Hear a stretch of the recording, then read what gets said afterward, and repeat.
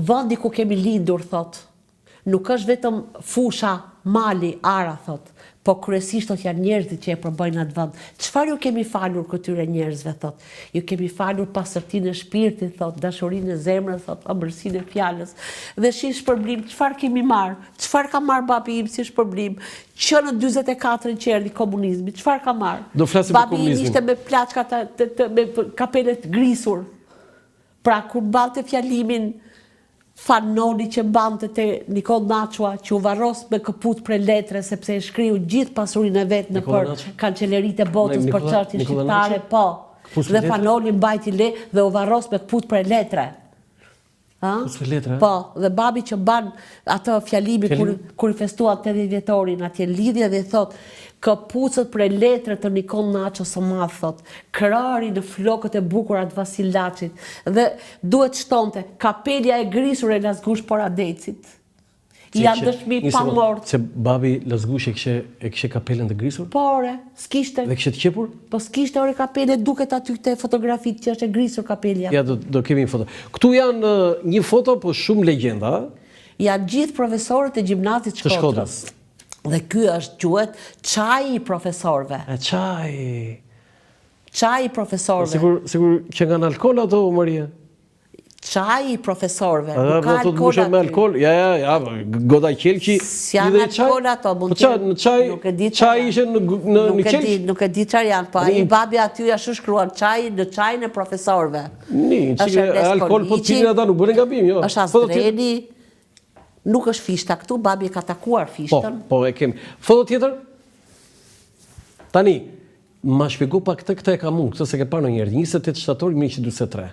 Ma shpjego pak këtë ngritjen e prizonisëve veçantë dhe kthimin në detyrën e mëparshme të zotit Lazgush Poradeci, profesor pranë liceut shtetëror të Tiranës, grupi A, grada e 7 me rrugë mujore 325. Do shta kur e kanë hequr në njërë nga puna dhe... Po pra, e ka këthyre, se djekte, e më qëtërun këtë.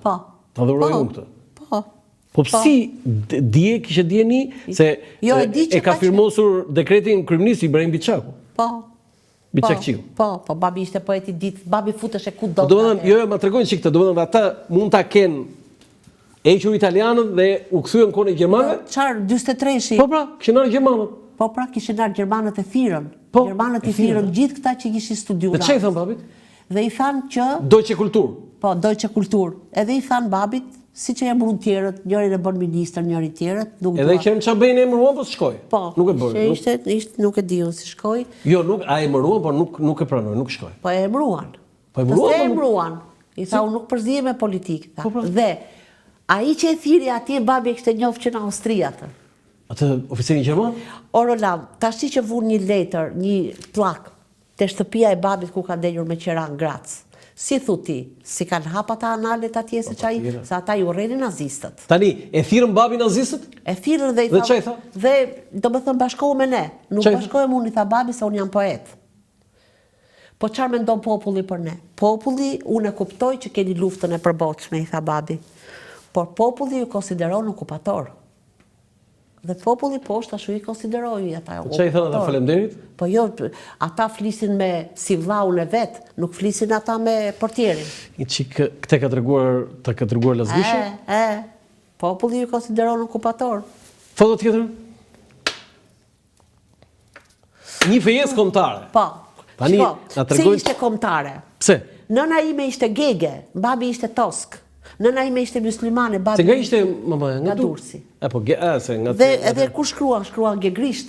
Të dielën e shkuar dhan fjalën shqiptare të martesës princi poetëve ton lirik të rinj Lazgush Poradeci dhe poeteska. Poetesha duhet jetë gabim shtypja aty. Zonjusha Nafie Mema nga Durrësi, e cila mbaroi studimet në Institutin Femëror Nana e Skënderbeut. Sa ashtu quhet Sakon Nana Mbretëresh. Po, pastaj Nana e Skënderbeut. Kjo fejes midis poetësh është në një të kohë sipër edhe një fejes kombëtare për cilën gëzohet çdo shqiptar. Shokët dhe admiratorët, sa e bukur kjo fjalë.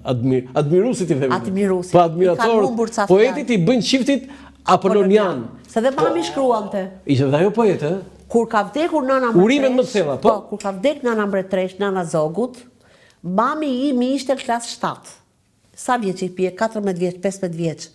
Dhe fitoi e para, bëri vjersh, dhe ajo e ka recituar te varri nënës. Tani na tregoj historinë e dashurisë prindërve të tu, të Lazgushit me Nafien. Po, atëherë. Mami ishte studente në Institutin Ana Mbretresh. Nxënëse, po, student se Në ishte statusi. 1937 festohet 25 vjetori i shpalljes pavarësisë. Po, ishte festival të mëdha. Dhe vjen në Shqipëri Azdrani, autori i himnit kombëtar, dhe vjen në Shqipëri dhe Norbert Jokli, albanologu i famshëm. Po. Dhe u bën 3 ditë festime në Shkodër, ishte ministër kulture, ministër arsimi Ernest Koliqi. Po. Dhe shkuan atje në Shkodër. Në Tiranë ishte hapur ekspozita për reliket e rilindjes dhe ishte shpallur një konkurs për shtatoren e Skënderbeut. Ku në komision ishte edhe babi për shtatoren e Skënderbeut. Dhe babi ju thot, shtatoren duhet të pranojmë që ta fitoj një skulptor shqiptar, sepse ai ka gjakun dhe grin.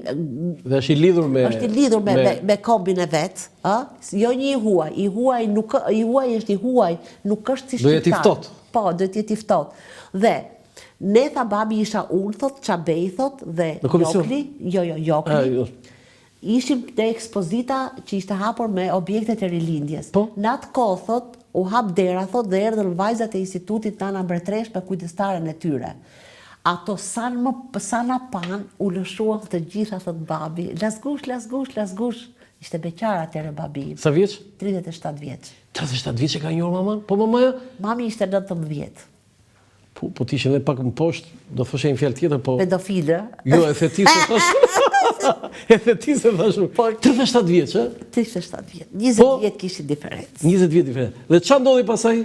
Shkëmbyer? Ato u lëshuan, atëre babi thot unë i shkova, thot Joklit dhe Çabejt dhe i thash gjermanisht. Jokli me ne fliste shqip, tha, kurse me Zogun, tha, Jokli foli gjermanisht. Gjermanisht, e? Jokli fliste gjermanisht me Zogun? Po, me Zogun, foli gjermanisht. Dhe unë i thash, do të shoqëroj, i thash Joklit Çabej në për ekspozit, se unë jam në këtë gjendje të mjerueshme.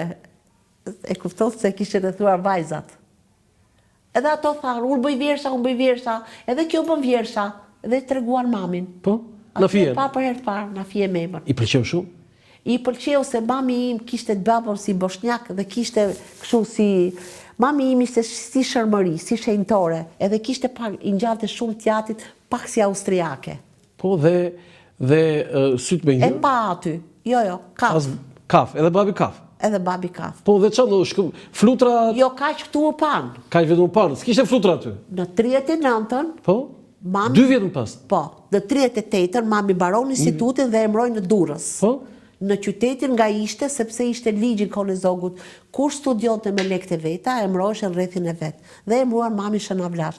Drejtori i shkollës ishte mik i babit dhe i thot, ore ka ardhur një vajzë aty mësuese, thot, ta bëjmë ty. Si ta bëjmë ty? Të ta bëjmë për nuse. Qa thua me shkusi? E. Ai që ka dashuruar gjitha gratë me shkusi? Jo, edhe i thanë, jo tha gjyshja, nuk e martojun, se i shkun gjyshes. Po? Nuk e martojun, tha, ai është i madh, tha. Pastaj ai është i krishterë, tha gjyshja. Ama pra dhe pas kam para ndër 2 javë përpara, sikur u martohesha me priftin, tha. Edhe shkova te hoxha dhe tha... Ajo, Nafia? Jo, gjyshja, gjyshja. nëna mamit. Dhe prift Gjoxha i tha, do ta kërkoj Nafia në një krishter. Do ta kërkoj gocën. Po dhe ç'a ndodhi pastaj? E i than mamit, që ka kërku, ka sjell Lazgushi shkesin dhe të ka kërku. Me shkesë? Po kjo Lazgushi ti që i ka kënduar këto dashurie të mundshme ti me shkesë, që ka martu me shkesë? Po tash do ta tregoj se çfarë është dashuria. Jo, po prit mbaro këtë një. Ç'a ndodhi? Kur Po, jo, tha mami e duan, tha, unë e kam dashuruar nga vjershat, tha, le që unë e kam pata para 2 vjetësh, tha mami.